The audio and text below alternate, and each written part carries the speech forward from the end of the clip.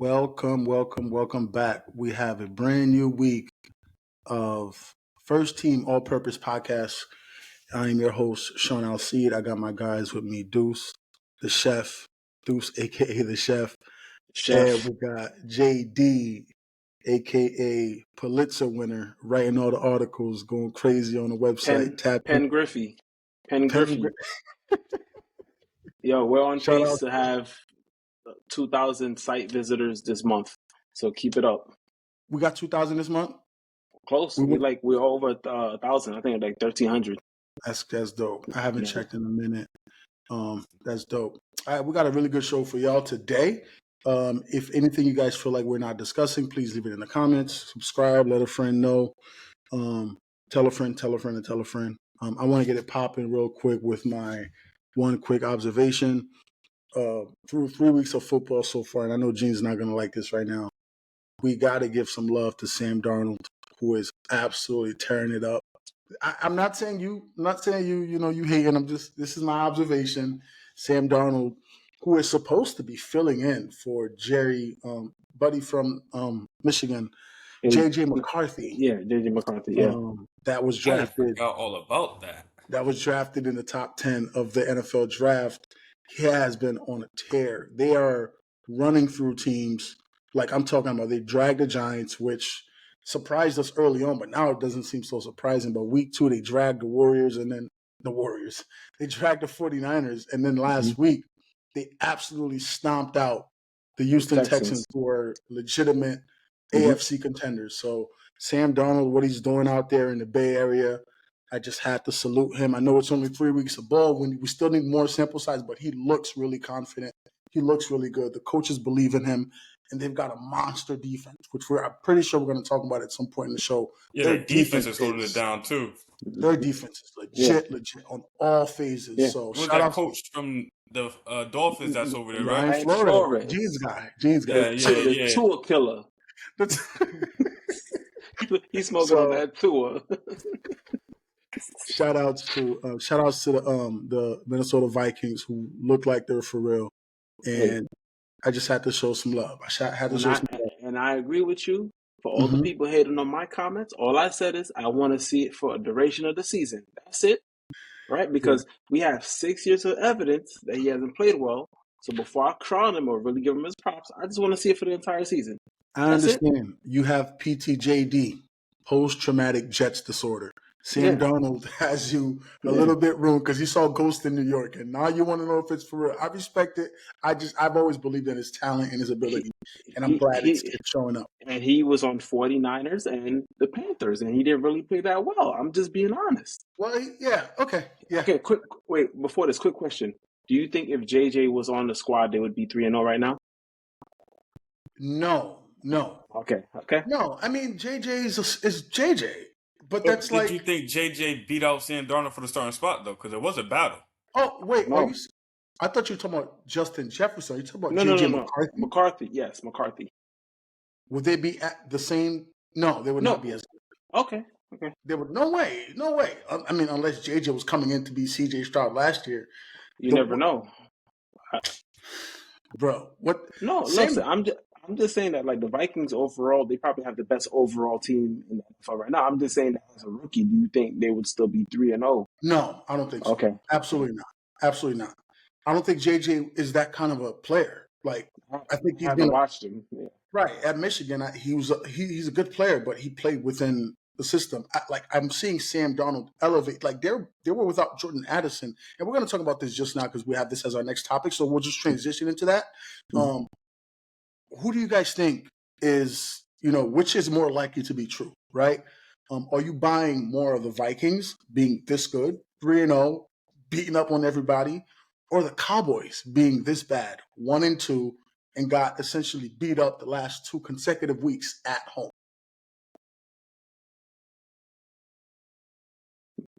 Go ahead, Duece. Start it up. Oh man, like you said earlier, the Cowboys might be the get right team. Like you just see them on your schedule. It's like, yo, let's just get right on them, get our mojo back. Like, you know what I mean? But the Vikings legit. like Sam Darnold really got them playing good, and they, Coach Flores got their defense balling over there. He coaching like he wanted another job. So I feel him over there. They doing good over there. And then the Cowboys, as you know, Cowboys they always get hyped up, but they got a lot of that game that they played. They got a lot of money on that offense. They started clicking in the fourth quarter, but it was too late. But there's a lot of money within the receiver and that quarterback, and I look at it, they got to be doing a lot more. Like that fumble that CD Lamb had across the middle, where he's like, "Come on now, you got to be able to tuck that ball. You practiced that since Pop Warner, like you get what I'm saying." And you're going across the middle in the NFL, like you got to be able to tuck that ball. And then what's it called? Dak, you got to get it going a little earlier. Like, you get what I'm saying? So it's like the Cowboys, they got the pieces. It's just like, when is it going to click? What is it going to take to click? You know what I mean? But I'm going to go with the Vikings. I think they play the Packers this week, right? Mm-hmm. If they crack so them, it's all right. that's a tough game right there. Division game. So that's going to be a tester for them right there. Yeah, and that to talk about quickly, just touch on before I go to Gene, your Cowboys point. Like that comeback was the fakest comeback ever. Yeah, the Ravens stopped playing. Like it was chilling. Yeah, they were chilling, and that's why Lamar was. I don't know if you noticed, Lamar was getting on Harbaugh about that. Like, yeah, we can't just be 1-1 or 0-2 at that point. We can't be letting up and we got to keep our foot on the gas. So talk to your coordinators, get it right. Like we need to put teams away instead of like having to play for a first down to ice the game late in that game. Now on the road, you're not going to beat good teams like that. So that comeback, I wasn't buying it. Dak was not good. CD going across the middle into traffic, like you said. Where in the NFL now, people want to hit the ball more than they want to tackle because it's like they need the ball. They're not even going after you. They just stripping the ball. They're just kicking the ball. So CD's bugging, and he was spazzing on the sidelines. I don't know what his issue is, but they need to figure that out. But you said you like Sam Darnold and the Vikings being this good you're buying that more than the Cowboys are 1-2 and this bad. So you just think the Vikings are legit. Yeah, Vikings legit. The Vikings legit team. If they get a game this week against the division, they win that's a legitimate team right there. Yeah. Go ahead, Gene. Nah, I'm going with the Cowboys being this bad. And for me, it's just like the first game they beat the Cleveland Browns. They were patting themselves on the back. The following week after that, they played New Orleans. They got cracked. Then they played the Ravens, and I don't care if the score was 28-26. They got cracked in that game. Ravens took their foot off the gas, right? And you can see in the very first two drives, when the Ravens had the ball, and when the Cowboys had the ball, it was two different teams, and the Ravens came out to play. Cowboys did it. And the biggest thing for this game and the game against New Orleans is that they lack the physicality to compete with the good teams. This Cowboy team is soft as hell. They have one playmaker on offense, that's CD Lamb. And I keep saying this, and I'm going to keep on saying this. One of the biggest mistakes that they did was letting Amari Cooper go. Because him lined up with CD Lamb, now defenses, you're asking for trouble because which guy are you covering? And they're both home run hitters, right? Then on defense, we talk about Michael Parsons being the next Lawrence Taylor. What does he do besides make podcasts? Like, is he stopping anybody? He don't stop it. They're either last or second to last in run stoppage. Everybody runs well on them. So I'm looking at the Cowboys. They're in trouble. And then look at this. They're in a division with the Eagles, who's going to win double-digit games. The Giants are going to be better than everyone thought, or they're at least going to compete every game. And Washington definitely is going to compete every game. So those teams where you thought you was going to go, let's say 6-0 or 5-1, now you actually got to go in that division and play them hard. So I think the Cowboys. And they got to play on Thursday, right?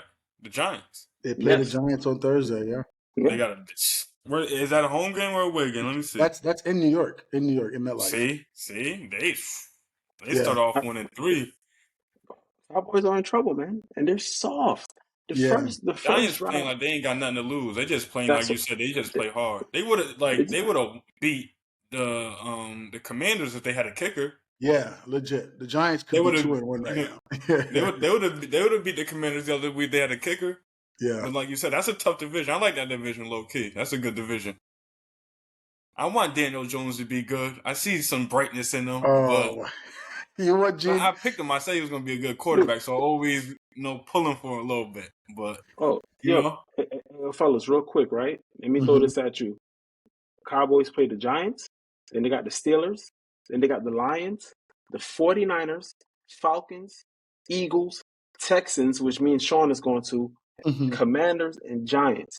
What game are they winning, bro? They could legitimately lose more than half of those games. Like, and Come on. I'm being nice saying That's a more than half. you know that's what a I mean. That's a tough tough schedule schedule. right there. That's a But they do own the Giants. So, like, the Giants have not beaten the Cowboys since Eli was yeah, around. So yes, it's that true, that might be their get right game. but the Giants will compete. That's the only thing we'll And say the about the Giants' Giants. defense is Yeah, vastly improved from last yeah. season. They got some dogs on that defense now. And if they could run the rock, which Singletary has done, he just got to stop fumbling the ball. But they're running the ball, and Malik Nabers is making plays. I think again, Dallas' secondary looks sweet. And if their pass rush is not getting to you, like Gene was saying, if Micah's not causing havoc and Lawrence is not causing havoc, what do they really like? They don't have great linebackers. They don't have great corners. They let go of Buddy Gilmore. I don't know why they didn't re-sign him. He went for like dirt cheap, signed all the way late in camp. Justin Simmons, the safety, an all-pro safety from the Broncos last year, signed with the Falcons literally like 2 weeks before the season. I don't know why the Cowboys were not being aggressive. I'm hearing Jerry Jones say Derrick Henry was out of their price range, even though he didn't Yeah. sign with Baltimore for that much money. Like, do y'all want to win or not, bro? Like, what do you? Well, They think their window's wide open. Well, they messed up that Derrick Henry because of the amount of money that they're paying Trey Lance as a backup. So if he wasn't on the books for that money, they would have had extra money to get Yeah, because Derrick Trey Henry. was a top two pick. Trey was top three. I think Trey Yeah, went third overall you know. to San Fran. Yeah, so they So ate up that contract. And I thought, and I'll say this now, and then we'll move on. I thought the Cowboys' biggest mistake, and this is obviously in hindsight, I thought they made a mistake paying Dak before the season. I thought let Dak be in his walk year where he's got literally everything to prove. Dak looks like he's chilling right now, my G. He looks comfortable, bro. Like the Yes. comfort, like you got your bag now. You really don't have anything to play for. He's doing podcasts now. When's the last time you seen Dak on a podcast? This dude's doing I'm Athlete podcast. Dak don't like talking to the media. Like, so I'm like, Dak looked a little too comfortable. And it's like before the contract, he was hungry. He was going crazy last year. Let him go in his walk year. If you're gonna pay him, you're gonna pay him. Dak won't leave if you give him his bread. Like, this is not the NBA where guys say, well, I'm going for the extra year, somewhere else. Or I'm going there out of spite, even though the money's the same. The Cowboys are gonna offer you the bag. Pay him at the end of the year. Like Lamar Jackson, like the Ravens did with Lamar Jackson, like other teams did. Make him prove it to you in a year where it's like Super Bowl or bust. But now you paid him and the offense looks trash, the defense looks trash, and it's like you can't threaten him. Like, he already got paid. So It's it's like you said, it's just a lot of money over there. it's a lot of money on the offense. And then Micah is a free agent this year. Obviously they could franchise tag him, but like his attitude is coming, like his attitude is on the show now. Like, he's on the sidelines, pouting, like talking ish. Him and DeMarcus Lawrence got into a verbal altercation on the bench. He's doing podcast. You worried about the Eagles and the Saints? Like, you just got cracked. Your team is 1-2, and you're talking about another team. Another team. He's defending another NFC team while his team is trash. I think I low-key think Micah want to get out of there and go to Philly. He's from Philly. No, it's like Saquon and them boys is over there. He might want to run down to to Philadelphia with Meek and them and get it popping, because Micah looked like the Cowboys era. Like, he's ready to move on from that, just based off how he's I behaving. was just thinking that. Do you think? All right, we all know that's like it's a blessing. Like, everybody wanted to get drafted to the NFL and everything, but do you think nowadays, since it's like we passed the '90s and the early 2000s, past that era, when these kids be like, "Damn, I'm going to Dallas," they're just like, "Damn, I'm going to Dallas." So it's like, fuck, like they excited to go to Dallas. So it's like, "Damn, I'm going to Dallas." Like, you get what I'm saying? Go ahead, Gene. You can take this one. I was gonna say that like kids Micah Parsons' age, when they were growing up, Dallas wasn't good.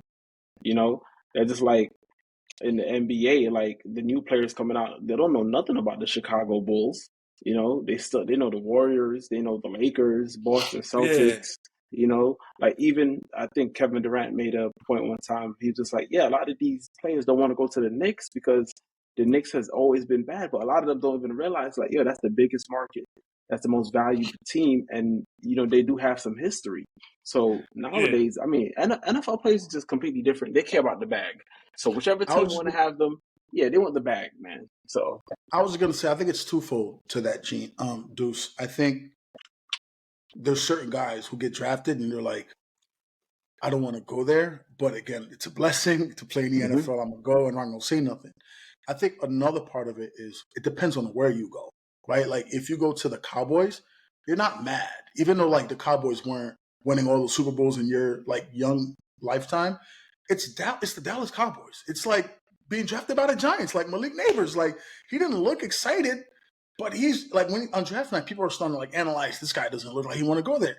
He's thinking about the team is horrible. Like the quarterback is bad, but I'm going to New York. I can go make myself a gazillion dollars there if I'm a star, whether the Yeah. team's good or not.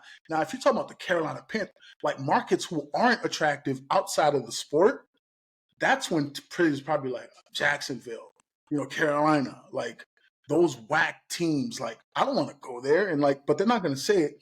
But those are ones I would assume that players are like, I guess I got to go over there and just. But like Jalen Ramsey got out of Jacksonville as fast as he could. Like As yeah, he he could. got up out of there, bro. Like he was like, and they paid him, and he was like, I still want to get up out of here. So it's like I think those markets where guys who have big personalities and want a lot of money can't really do it. Like you can't be a star there. I think that's when it matters. But you go to Dallas, whether they're good or not, you're gonna make a ton of money being a cowboy. You're gonna make a They ton of just, money yeah, like I feel Gene you. said. So they just like, all right, we over there, just get this money and let's go. I swear to goodness, freaking on draft night, Malik Nabers looked like this dude got drafted to go to the war, bro. He looked mad, bro. And Mm-hmm. people because it's like the team stinks. And then like once he got to New York, I was watching it on Hard Knocks, and he's walking through the facility and he's got the jersey, he sees the trophies, and they're telling him you're gonna be a star here. He starts now he got grills in his teeth. This dude's playing with grills now. So like he sees, oh shoot, I could be a mega star here. He saw Odell do it, changed Odell's life. He's like, I could be a mega star here. So I think it really depends on the situation that the guys go to. While we're here talking about Malik Nabers, there's been two rookies on the offensive side of the ball that's been outstanding. And I'm not excluding like, offensive tackles, Joe Alt, who was balling with the Chargers. I'm just talking about the skill position, right? Jayden Daniels, who lit up the Cincinnati Bengals on Monday Night Football. He's going crazy. And Malik Nabers is going crazy. Just to give you some context, Jayden Daniels is completing on the season, he's completing 70% of his passes. He's got 664 yards, which is 11th passing yards, which is 11th in the league. His 70% is 7th in the league for completion QBR percentage, and he has 2 rushing touchdowns. He has 3 rushing touchdowns and 3 passing touchdowns. Malik Nabers is going crazy. He's got 23 catches through 3 games, 271 yards, which is 5th in the league. The 23 catches are 2nd in the league. He's got 3 touchdowns, which is tied for 1st, and he's averaging 11 yards per catch. Which rookie so far has been the most impressive between those two? I ain't gonna lie. I've been rocking with Daniels. I liked him when he was in college, and then when he got drafted to the Commanders, I stated, yo, he gonna take them to the playoffs. And yeah, I like his all around game. He plays with a lot of confidence, a lot of poise. Mm-hmm. If you could have just turned on that game yesterday, you would have never knew he was a rookie. Like, you know what I'm saying? Just watching that game, like let me just watch some football today. So that game, if you would have never knew he was a rookie, he played like a vet. So Right. I'm gonna go in as the like everybody. I even say like every rookie shouldn't be a starting quarterback right away, but he's showing like certain quarterbacks being put in the right situation. It shows, and it's working for him. It's working for him. Like I can't knock it. Like it's working for him. So it's like You gotta get the right people behind you, right team and everything. They set him up nice, and he's shining over there. Go ahead, Gene. Who you got, Nabers or Daniels? Who's most impressive so far? I'm gonna go with Daniels, but I gotta give Malik his props just because you playing with Daniel Jones and and you making that man look like a competent quarterback. All right, and Giants fans, some Giants fans, not all, like relax because DJ's a trickster. Don't let these 3 games fool you. Then at the end of the season, y'all want to re-sign him for another 150 mil. Okay, he's always good for 4 or 5 games, but Malik is making him look. I mean, that ball that he caught over Homie, that was an interception. That was pick. And he lost him. So you got to give him credit for like making that man look like a decent quarterback. But listen, what's the hardest position in football to be successful at is the quarterback position. And I didn't really watch his first 2 games. So last night's game against Cincinnati, even though that their defense was one of the worst in the league, that young man did his thing, man. I was impressed with the deep passes. It's one thing. Sometimes completion percentages could be tricky because a lot of quarterbacks, they dink and dunk, 5 yards here, 7 yards here all game, and then they'll go 20 for 24, 250 yards where you dink and dunk. But he was hitting them with the deep balls, and the ball placements were phenomenal. The last one he threw for the game winner, that like, yeah, perfect. That was a 50-yard dime. Bro, perfect. dime, Two of them to Terry. Perfect dimes. Two 50-yard bombs to Terry. Yep. And nothing I see that, like, I don't mind that he runs because he's running at the right times, too. It's not too many design runs. It's just like, okay, everything's broken down. First read, second read ain't there, and I'm taking off. So just all those factors, I'm going to go with Jayden. So yeah, I mean, it's hard to knock what Jayden's doing. He's my fantasy quarterback, so obviously I believed in Son from day one. Like, he is just phenomenal, like you guys said. I think what's impressed me more about him is like his accuracy down the field. We knew he could throw. We knew he was athletic. His accuracy down the field in that game was very, very, like, even like through the first couple of games. Like, he's not, and what I like about him, the most impressive stat about him is he's thrown 0 interceptions so far. Yeah. He's not playing games with the ball. Like Gene said, if it's not there, he's taking off, and he's not taking a lot of hits. And I know he's got like a very small frame, but he's not taking big hits. Like, and he runs in a way where even when you tackle him, he's still like in a good landing position because he's so quick and like agile. He can get away from a big time hitter. But his ability to protect the ball as a young rookie through 3 games, you have no picks, and he's played some really good defenses so far. I think that's really impressive, and I think obviously he's doing that. I'm not surprised at all by what Malik's doing. I literally told y'all on this show this kid was going to be the real deal. He reminds me of, and again, I know I say a lot of the Odell and Jamar Chase thing. I think that's the attitude, but his play, he doesn't play like them. They're more physically imposing. He's more like a CD Lamb with a little bit more explosiveness. Like because they use him a lot in the slot. They use him all over the field. As opposed to Jamar, you tell Jamar, go outside, take the best corner out the picture. You're going to still dog him, but now even when they double team you, T's going to eat on this side. And, Tyler Boyd in years past is going to eat on this side. This kid, they're putting him in every position. He's kind of like, they're using him like the Rams use Cooper Kupp. He's getting quick handoffs off, audibles and, motion. They just want to get the ball in his hands. And I think that's why his production is starting to like boom, because they're like, whatever we do on offense, he's got to touch the ball every series at least once, which is good because your best players should always at least be highlighted and featured, over the course of any series. So shout outs to Malik, but I do think Daniels he looks like a top 10 quarterback already. Not saying he is. The way he's poised, like Duece said, and that's not shaken by the moment. He don't seem rattled. Even in the blitzing. Last night they had a big drive where they were trying to like ice the game. 3rd down, they came up short, and like the camera pans to Dan Snyder to see what he's gonna do. Jayden Daniels like, yo, let's go. We're going for it. Like, we're not trying to play to give Joe Burrow the ball. We want to put these guys away. And he wasn't even like looking to the sideline. He was telling Coach, yo, let's go. Stop wasting time, bro. Like you already know we had to play ready. We got to play ready. And then because Terry said he told him on that, if I get man coverage on that go route, I need you to hit me and I'm gonna win the game. Perfect dime. perfect catch wins the game, and so that was very impressive. And I think Washington, like you said, they got to get that defense a little bit, at least decent. They stink right now, bro. Yeah. Defense can't stop anybody, but if they can get solid, I think that team's going to be a threat. Maybe gives me like RG3 vibes when he first came in, how they snuck into the playoffs and had that magic season. So we'll see. Duce, who's cooking, man? I know we talked a lot of football. Who's cooking right now in the league? Who's cooking? I go with the young boy we were just talking about. Which Jayden one? Daniels. Jayden Daniels, okay. He's cooking. He got two wins back to back, but the first one against the Giants, a win's a win.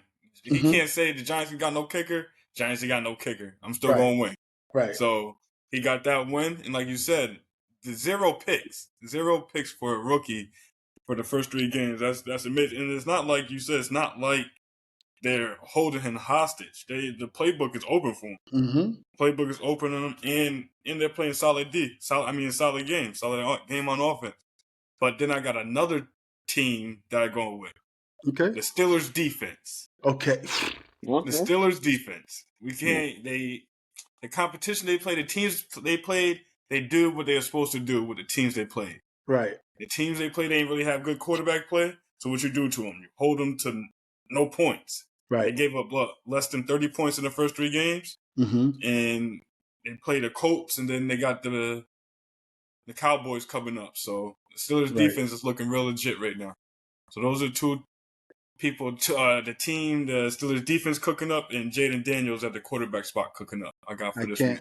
I can't go. You can't go wrong with that. They both in the kitchen going crazy. Steelers defense is probably going to lead that team all season. I think they're going to be their strongest unit, but they're holding teams to like 10 points and under right now. This is that's an insane ratio. That's like you said, when they played the Broncos, his boy Kirk Cousins, and the Chargers. And then the Chargers, I'm gonna put a do-rag on. I'm gonna put a do-rag on next week because Kirk Cousins getting up out of there. We're gonna bring my boy off the bench. We're gonna start having petitions. Everybody wear a do-rag. Get Kirk Cousins up out of there. And if the Falcons had any decent play calling, they easily win that game. That's the funny thing. I'm like, those last 2 run plays was crazy, man. Yeah, that last run play was fireable. You cannot run side to side on 4th and inches. They ran a zone reach. 4th and 1 for the game. Against a defense that is built on speed. Like the Chiefs are speed defense. Chris Jones, like you can't get around them dudes, man. It's ridiculous, man. It's ridiculous. All right. So Gene, you said you got a theory to this madness. NFL tight ends stink right now. Like the highest tight end rated right now through week 3 is Dallas Goedert, and he missed the first week. Well, he played the first week, but he was he was hurt. He leads all tight ends with 239 yards. Next is Brock Bowers, the rookie on Oakland, on the Vegas Raiders. And that's off one game going crazy, Brock. One game going crazy against the Ravens last week, I should say. And then Mike Gesicki. But the top guys, Mark Andrews, guy, Travis Kelce, what is good? George Kittles, all those guys have been relatively silent. What is going on? I think is, based off what you're saying, if you look at the traditional, best tight ends, got Kelce, right? Then you got the new guys, McBride, Laporta, you got Mark Andrews. These guys aren't really having the best years, right? And think about it like this. And these are 2 factors, I think, and this is just like my hypothesis. I don't know if I'm correct or not, but what I'm seeing is that look at the trend of the NFL now. And we spoke about it, I think, either the first or second episode. Right now, a lot of teams, especially those teams I just mentioned, they're really focusing on the run, right? They're trying to get their running backs going. The last 4 or 5 years, those teams were throwing the ball 80% of the time. Right now, so far, it's down to 65% of the time. So that shows you right there that they're more focused on running the ball. Like you look at Goddard, they have Saquon, Arizona got Connors and all these people. And then secondly, the NFL right now is just like, it's a maven for how many good wide receivers we have in the game. There's a plethora of wide receivers, right? So it's just like, it's either we're going to follow the current trend of getting running backs incorporated. When we do pass the ball, dude, our studs are the wide receivers right now. They're not the tight ends. If you look at the last, go through every single team. Every team has a stud wide receiver and has a second, and like some of them even have a third good wide receiver. So who's gonna get left out? If you're throwing the ball less, you're running the ball more, and the times you're throwing it to your home run hitters. The tight ends are gonna suffer. I think that's what's going on. I'm gonna go with the defensive schemes. I've been seeing a lot of defensive schemes now where they're taking the tight end right out the play. Either it's true. It's when they line up a linebacker on them or that DN is on them and they hit them right off the line. Then they got to go to the linebacker get hit.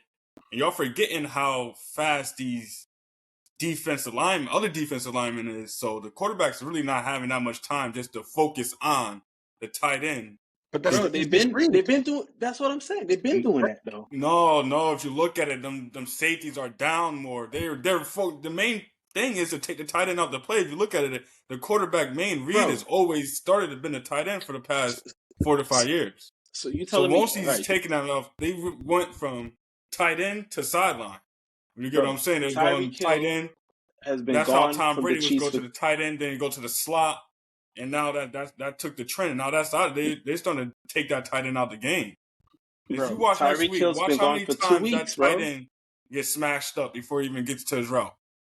Bro, Travis Kelce has been the most targeted tight end. He's always open, right? Tyreek Hill hasn't been on the Chiefs for 2 seasons. So that means the defenses went in every single week focusing on Travis Kelce, and it's been like that for years now.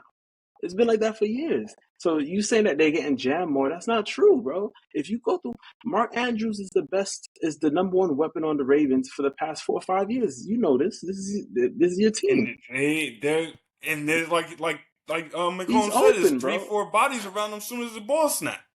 They're not getting clean releases no more. Yo, this is the Ravens game plan. Yeah, but they haven't. I feel like if anything, the time for them to get clean releases would be now, where you could barely touch the guys. But so my thing is, Mel Kiper was on. He was on ESPN complaining about this, saying they need to remove the 2 high safeties, because that's why they feel like receiving yards and passing yards are down, because like teams are playing that zone now where they're doubling these elite receivers, like Gene was saying, on like at the snap.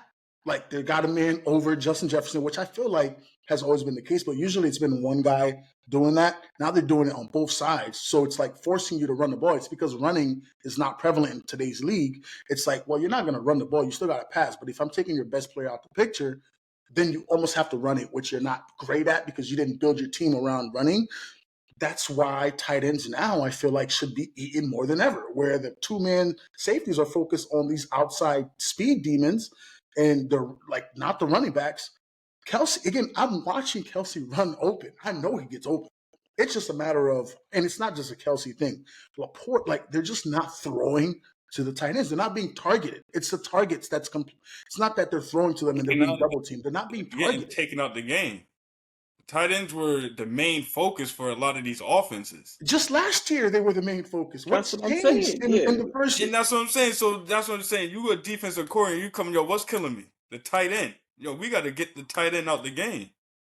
That's what they was coming into this season. If you look at it, there's no tight ends really getting busy like that. You can see if it was 1 or 2 tight ends. If you notice it throughout the whole league, like you said, I believe it's the defensive coordinators really zero in focus on let's put as much bodies around the tight end because that's their number 1 read off a lot of things. That's just their number 1 read is to go to the tight end. No, but going back to what Sean just said, if the defensive scheme and the focus are on stopping the wide receivers, that means the tight end should be getting more busy. Because that has been the emphasis of defensive schemes. Let's play 2-man up top, take the top receivers out, and then let's even like Cheetah. If you notice, Tyreek, even before like Tua got hurt, he had that 1 catch in week 1. But other than that, like Tyreek has been like the first half of Buffalo, it's been slow. Like these guys are not. You're not seeing the home runs being hit this year like you saw in years past. You're not seeing.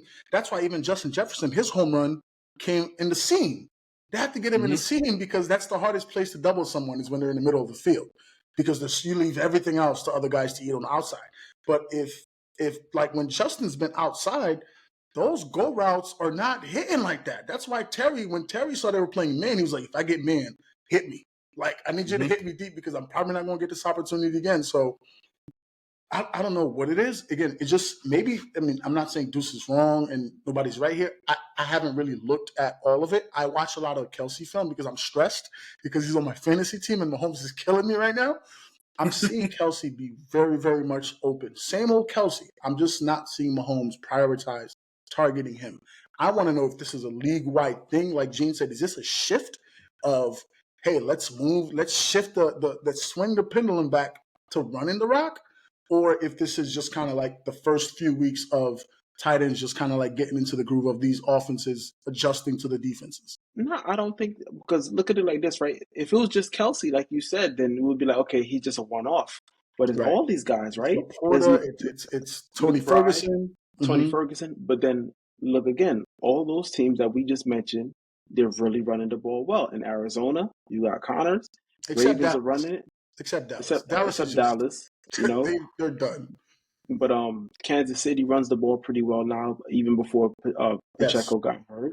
You know, the Lions, they got like 2 good running backs in the back. Once they get in the red zone, it's either Montgomery or it's Gibbs. That's it. Even Amon St. Brown ain't getting touches like that. Like, they're running the rock down there. So I think it's a trend to just, you know, kind of get back into the running game. They waited for me to take 2 tight ends early in the draft to do the trend, and I thought I outsmarted dudes. Like, bro, they got me effed up. You know who I got as my secret weapon? Who's coming back? Hockenson. I want to try. Man, I had him in a cut. I said, okay, Sam is balling. I've been stalking him on your bench. Don't worry, I've been stalking him because I'm trying to get rid of one of my tight ends, and I've been stalking him. Yo, I'm like, come on, bro, come on. All right, fellas. Before we log off, who's your too early MVP right now? I think it's consensus right now. If it's not Josh Allen, I think something's wrong with your ballot. It's got to be Josh Allen. Right now, tonight, it's Josh Allen. It's not. Who do I think will win is Josh Allen, because what he did last night, he toyed with them boys. Who I want to win, who I think should get some consideration, because my early MVP, the first episode we taped, I said I want to see a running back in Christian McCaffrey. I felt like he would. So now I'm gonna go with Saquon, because not only he means a lot to Philadelphia right now. If it wasn't for them, they would probably be 0-3. And I mean, they would be undefeated if he caught that ball against Atlanta Falcons, right? They would be 3-0. Right. So he's Mr. Everything for them. He's picking up the tough yards. He's hitting the home runs when he has to. They've been missing some key players. AJ Brown's been the last 2 weeks. And Saquon is doing his thing, you know, and I kind of just want to see us get away from the quarterback. Like, give it to one of these dudes once in a while, you know. But Josh Allen's there's no chance he'll win it. If Josh Allen keeps this up, there's no chance Saquon will win. In the article today, man, he lost 2 wide receivers, and that game last night was crazy. Distributing that ball out there. Yeah. Distributing that ball to everybody, too. And your boy Coleman got the touchdown, like you said. He had 1 catch yesterday. 1 catch. Just get in the end zone. Just get in the end zone. So, dudes, is it Josh Allen? It's consensus, right? No debate. Yeah, Josh Allen. He's shining right now. He's out of his mind right now, bro. Like, he's shining right now. Was Diggs holding him back? Is he out to prove he didn't need Diggs? Is he out? Is it just a more fluke? Because, you know, sometimes when you have a dominant receiver, it does kind of hold the offense back in a way where if you know that guy's going to be disgruntled, if you go 2-3 series without getting him the rock. You just don't want that in his ear, probably. And it's the pressure of, like, I got to get Diggs the ball. I'm just, everybody eats. And it's like, he looks so comfortable, bro. I did not think he was going to look this comfortable without Diggs. I mean, but to Diggs' credit, we saw what he was before Diggs got there and what he turned into when Diggs got there. Absolutely. So Diggs deserves a lot of credit. You know, he has to develop. Absolutely. So we can't take that away from Diggs. But, yeah, I didn't see him going crazy like that. He's going crazy in Houston right now. He's catching 10 balls a game. So, and he's taking I was talking to, I'm in very good with one of the insiders for reporters for the Houston Texans. And we were talking about the whole receiver dynamic. And I'm like, they got to get Tank Dell going. Tank Dell was a big part of that offense last year before he tore his ACL. He had 1,000. He was going crazy, and he's like slow for Tank. There's not enough. Like there's just too many dogs in the room. There's too many dogs in. There's Nico Collins, who's their number one guy. Number one, yeah. Diggs, who was a number one receiver, is number two. Dalton Schultz. You got Joe Mixon in the backfield, who also like receives the ball well out the backfield. There's too many mouths to feed, and it's like Tank's gonna have to be the guy that like falls out of that grace because again, Diggs runs such great routes, and he's an intermediate guy. He's always open. He's always going to be open. He's going to be one of your first two reads most of the time. So you got to get him to rock. But Tank, who was their home run hitter last year, especially with like a two-man, safeties now, the home runs is taken out. Like now you got to be a complete receiver, and this is where I want to see. This is where you get to see who really like that. This is my talk now. When I'm talking about receivers running all different, the whole route tree, when Duece says routes don't matter. But now you're going to see who can really get open, where you can't just run by a dude. You can't run by a safety or a linebacker. You got to actually be able to get into your breaks, run a good crisp route to get good possessions. Now is where you're really going to start to see these guys separate themselves from the stat guys and the guys who could just go out there and be a complete dog. So, Josh Allen, undisputed MVP right now. If he keeps this up, it'll be unanimous. It won't be close. Yeah. I just want to see if they can, if that team can actually contend. Like, I don't want to believe they can contend because of what they lost in Diggs, but I'm like, maybe this guy is meant to be Tom Brady and just have like decent receivers, and a good defense, and then go out there with. If there's any year where a sneak team could pull off something great, is this year. Because even look, man, even undefeated teams that we have left in the NFL, ain't none of them scary. None. Yo, the Chiefs could have been 0-3 right now. Remember I said about the Seahawks. Seahawks the first week. Yeah, these teams are scraping by. The only teams that's been very dominant has been the Bills and the Vikings. Everybody is scraping wins. Everybody else is scraping wins. So remains to be seen. All right, so we'll tap in next week to see if Josh Allen remains scorching. Great show, guys. Anything else before we sign off? Nah, Josh Allen we cooled that down this weekend, I think. I think we played the Bills. It's slow for that this week? Sunday night. It's slow for that? Yeah. The Bills never play the Ravens well. Lamar kind of owns the Bills, so he can't come to the bank acting up. He ain't come to the bank acting up. We'll revisit this because revisit this. As long as we give Derrick Henry the ball, 25 times? What he get? 150? Harbaugh, what were you talking about? Harbaugh watched this show. He heard you say 20. You're not giving up 30 touches. What you signed him for? He said, "All right, bet, Deuce, I got you." What you sign him for? Like, give me the ball. You know what I mean? So yeah, he ain't come to the bank doing all that. No doubt. Sign off. One word answer. Giants, Cowboys Thursday night. Who wins? Giants. I'm gonna go with Giants. Daniel Jones, man. Cowboys. I can't see them losing third straight. Daniel Jones about to prove New York what they signed him for. That might be the worst mistake, like Gene said, ever, because then they'll sign him up for another 3 years and then be in hell next year again. I feel like he about to start getting them like real like solid one possession wins. Like, you get what I'm saying? You get it. Like y'all said, they got a nice little running back, Singletary, and your boy Nabers could get open. I'm an old school person. I go off the play action. You got a run game. You got to respect the run. So, you know what I'm saying? Yeah. So, hopefully the Giants get it right, though. We'll see. Who's Dallas starting running back? Is Zeke Elliott? He's their number one, bro. Oh my Lord! Stop. Well, remember we talked about this in our fantasy chat when they signed Dalvin Cook, who hasn't even played yet. I'm like, they might have the worst running back room in the NFL. Like, it's embarrassingly bad, bro. And then they got the what's it called? The little dude. Dowdle. Not it. And then the dude that came in after him, number 42. Oh, Vaughn or something. Yes, little guy. He had a little heart though. He had some heart though. He's he tough. Ain't get no yards. They're not. They ain't scaring nobody. They can't run the ball. It's over. Which is part of why their offense has been stagnant, because they can't run the ball. Which, like you said, if I know you're going to drop back 40 times and throw, I can cover you. Like, I can cover you, especially if you're not getting touchdowns. Now you're trailing by 2 touchdowns, and that's all you could do. My defensive ends are just I'm going to blitz you all day. I'm going to just put my head down, blitz you. You're going to give me some turnovers. Game's over. So we'll see if they can turn it around against the Giants, who they notoriously do well against. But we're checking on that. We're checking on your Ravens and how they fared against the Bills. Yes. Till then, enjoy the rest of your week, fellas. Enjoy football, and we'll be in the fantasy chat. Duece, you need to win badly, but you're talking crazy because you got to see me this week. We play this week, and I see you I talking play you about this week. you play me this week, and you're talking kind of crazy. My win streaks it starts this week. Okay, my streak starts this week. Say less, below. Yep. I'll holler at y'all. I'll holler at y'all, yo. Yes, sir. Yep.